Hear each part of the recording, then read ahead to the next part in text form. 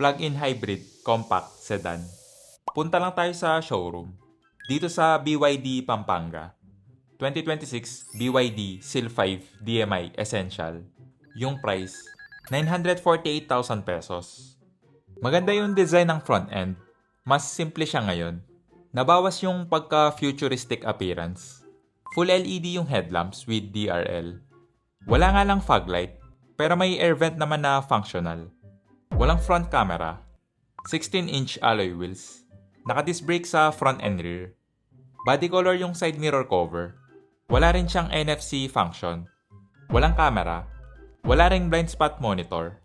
Okay naman yung ground clearance. Hindi siya yung sobrang baba.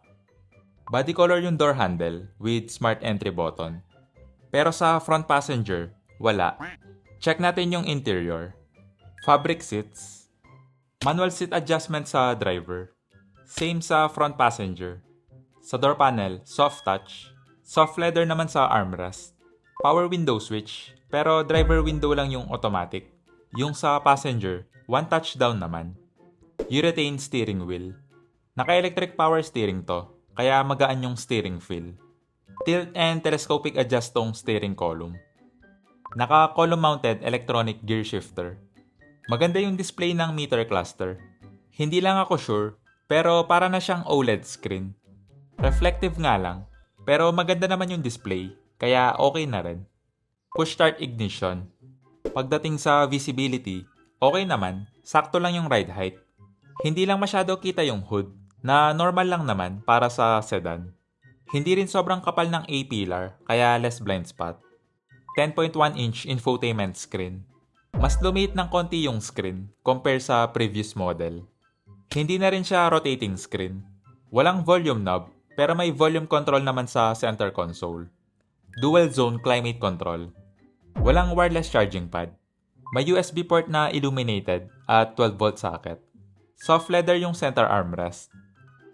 Check natin yung storage. Okay lang yung storage space. Mas malaki rin to compare sa previous model. Dampen yung glove box. Walang vanity mirror yung sun visor.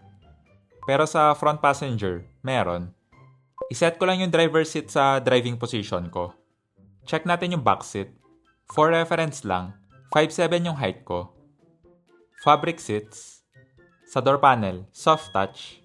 Soft leather naman sa armrest. Power window switch. Hindi siya automatic, pero one touch down naman.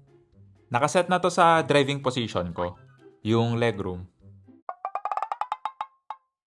Maluwag yung kneeroom. Nasa around 6 inches pa yung allowance. Yung foot space, makakapag-stretch ka pa. May AC vent at 2 USB port. Hindi flat yung floor, pero maliit lang yung hump.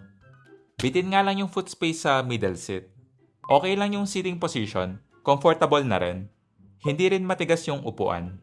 Pero yung backrest, medyo firm.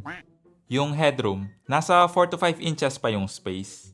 Okay naman yung seating position, hindi siya upright or 90 degrees.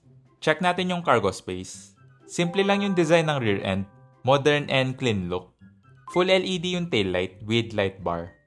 May reverse camera, parking sensor, manual yung trunk lid, na okay lang naman. Malaki na rin yung storage capacity. Ito yung tire repair kit, kasi wala tong kasamang spare tire. May underfloor storage. Check natin yung engine bay.